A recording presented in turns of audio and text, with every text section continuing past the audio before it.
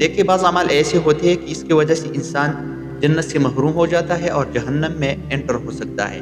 ان میں سے رسول اللہ صلی اللہ علیہ وسلم نے ایک عمل یہ بیان کی ہے کہ نیکی کر کے احسان جتلانا، یعنی کسی شخص کے ساتھ نیکی کر کے اس کے بعد اس کو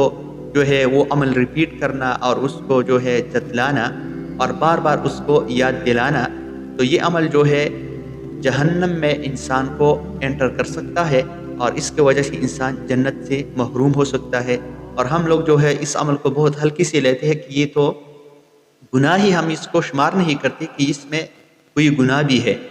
رسول اللہ صلی اللہ علیہ وسلم نے اس حدیث میں 3 لوگوں کو بیان کی ہے۔ رسول اللہ صلی اللہ علیہ وسلم فرماتے ہیں لا يدخل الجنۃ منان ولا عاق ولا مدمن الخمر،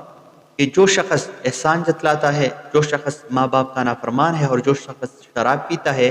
تو یہ شخص لا يدخل الجنۃ، یہ شخص جنت میں کبھی بھی انٹر نہیں ہو سکتا۔ تو جنت میں انٹر نہیں ہو سکتا، تو دوسرا جو ٹھکانہ ہے وہ آلریڈی جہنم ہے، تو ان اعمال کی وجہ سے انسان جو ہے جہنم میں پہنچ سکتا ہے۔